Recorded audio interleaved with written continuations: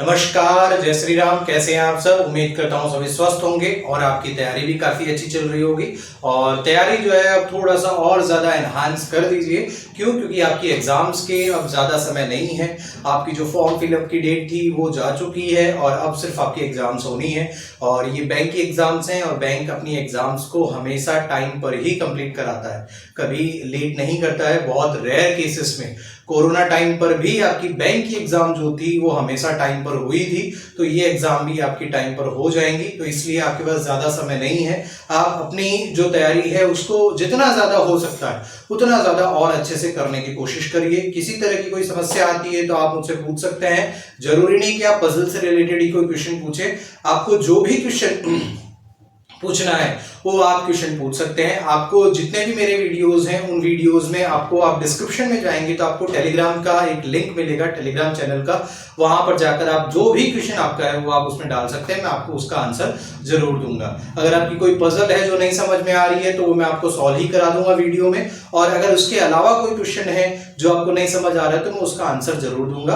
But आप अपनी तैयारी जो है करते रहिए, किसी भी तरह का, चाहे इंग्लिश से रिलेटेड कोई क्वेश्चन हो, चाहे मैथ से रिलेटेड हो, चाहे रीजनिंग से रिलेटेड हो, रीजनिंग के किसी अदर टॉपिक से रिलेटेड कोई क्वेश्चन हो, आप कोई भी क्वेश्चन जो है उस चैनल पर आप पूछ सकते हैं। आपको उसका जवाब जरूर दिया जाएगा और विद इन टाइम लिमिट दिया जाएगा। ठीक है, उम्मीद करता हूं आप अच्छे से पढ़ाई कर रहे होंगे। और आज हम एक और नई पजल लेकर आए हैं, तो पहले आप उसे सॉल्व करिए, समझिए, सीखिए और उसके बाद फिर चेक करिए कि हम किस तरीके से सॉल्व कर रहे हैं और आपने उसमें किस तरीके से सॉल्व किया और कहां कहां मिस्टेक करी है, फिर कहां कहां अप्रोच आपने गलत लगाई है। अगर आपका आंसर सही आता है और फटाफट आ जाता है तो बहुत अच्छी बात है, नहीं आ रहा है तो आप चेक करिए कि आप कहां मिस्टेक कर रहे हैं। शुरू करते हैं। Each person was born in different months starting from March to October of the same year। ठीक है, मार्च टू अक्टूबर 8 लोग हैं, 1 2 3 4 5 6 7 एंड 8। ठीक है, और ये बोला है मार्च टू अक्टूबर, मार्च, फिर अप्रैल, फिर मई, जून, जुलाई, अगस्त, सितंबर एंड अक्टूबर। ठीक है, अब जब ऐसे क्वेश्चन आते हैं तब सबसे पहले जब मंथ वाले क्वेश्चन आते हैं तो सबसे पहले ये डिसाइड कर लीजिए कि इनके जो मंथ में कितने डेज आते हैं, हर मंथ में कितने डेज। जैसे मार्च में 31 डेज होते हैं, अप्रैल में 30 डेज, मई में 31, जून में 30, जुलाई में 31, अगस्त में 31, सितंबर में 30 एंड अक्टूबर में 31। क्यों ऐसा? क्यों? क्योंकि इससे रिलेटेड कोई ना कोई क्वेश्चन आपको जरूर आएगा। अगर क्वेश्चन नहीं आ रहा तो जो आपके 5 क्वेश्चन पूछे जाते हैं उसमें जरूर कोई ना कोई क्वेश्चन होगा। Only 3% was born in between S and P। ठीक है, S और P के बीच में 3 लोग जन्म ले रहे हैं। P who was born in the month which have odd number of days। ठीक है, odd number of days, odd number of days मतलब सारे जो मंथ है वो ऐसे दिए गए, या तो 30 का महीना या 31 का महीना है, तो odd नंबर क्या हो जाएगा? 31 ही हो जाएगा। और उसके बाद आपको क्या बोला गया है? odd number of days but not in October। odd number of days है लेकिन अक्टूबर में P जन्म नहीं ले रहा है। More than 3% were born in between R and T। R और T के बीच में more than 3। more than 3 का मतलब क्या होता है? 3 से ज्यादा। 3 से ज्यादा क्या हो सकता है? 4 5 6 7 और 8 तो टोटल नंबर है ही। ठीक है, तो उससे ज्यादा तो हो ही नहीं सकता। ठीक है, T was born in the month which have even number of days। T में क्या है? even number of days मतलब क्या हो जाएगा? 30 days। ठीक है, सीधी सी बात है, even number of days मतलब क्या होता है? 30 days। T is older than S। T is older than S मतलब T लेफ्ट साइड आएगा S, क्योंकि देखो यहां मार्च में जो जन्म ले रहा है, अभी एक क्वेश्चन हमने पहले भी करा था, तब हमने आपको बताया था कि मार्च में जिसका जन्म हो रहा है वो अप्रैल वाले से बड़ा है, अप्रैल वाले से बड़ा है। जैसे मान लो कि आज किसी का जन्म हो रहा है और कल किसी का जन्म हुआ है, कल जो बीता हुआ कल है उसमें किसी का जन्म हुआ है, तो जो बीता हुआ कल वाला आपसे एक दिन बड़ा हो गया ना। तो वैसे यहां पर भी है कि मार्च में जिसका जन्म हुआ है वो अप्रैल से बड़ा है, तो टी यहां पर लेफ्ट हम क्यों ले रहे हैं? क्योंकि हमने ऐसे लिखा, आप उल्टा लिखते तो आप राइट लेते। ठीक है, तो टी यहां बड़ा है, इसका मतलब उसको हम लेफ्ट साइड लिख रहे हैं। Q was born in the month which have 30 days। और Q भी कहां जन्म ले रहा है? जिसमें 30 दिन है। 2% was born in U and Q। ठीक है, और U और Q के बीच में 2% बॉर्न कर रहे हैं। U is younger than W। U is younger than W। W was born after V। ठीक है, और V के बाद में W जन्म ले रहा है। तो बस इस इक्वेशन को सॉल्व करना है। सारी कंडीशंस हमने लिख ली हैं, देखो ध्यान से। अब P से अगर हम शुरुआत करते हैं तो P 31 डेज पर आ रहा है, और 31 डेज देखो ये हो गया, यहां पर आ सकता है P यहां पर आ सकता है, P यहां पर आ सकता है, सिर्फ एक जगह है जहां पर P नहीं आ सकता। तो ये तो बहुत सारी कंडीशन बन रही है, तो हम क्या करते हैं, T को देखते हैं।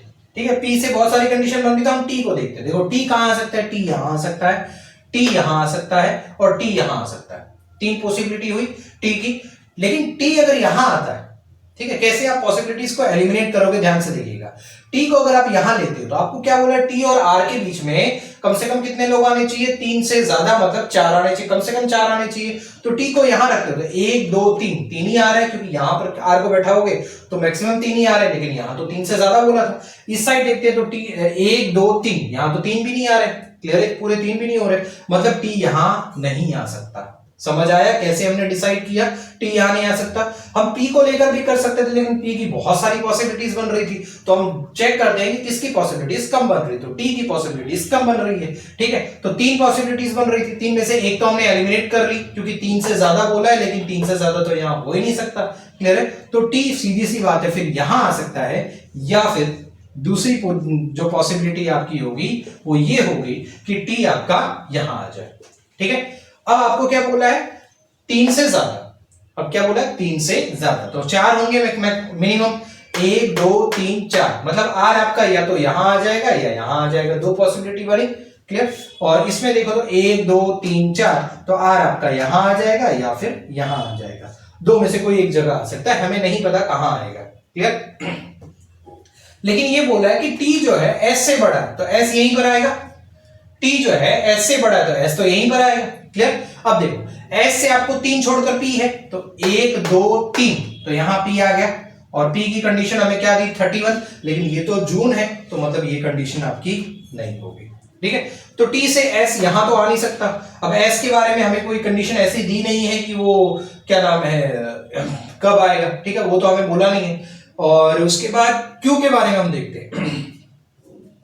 Q से देखो, Q क्या यहां आ सकता है, 1 2 U, हाँ यहां आ सकता है, 1 2 U यहां आ सकता है, Q 1 2 U यहां भी आ सकता है, Q यहां भी आ सकता है। ठीक है, S से हम देखते हैं, S से और P के बारे में देखते हैं। देखो P 1 2 3, 3 पोजीशन पर P आ सकता है।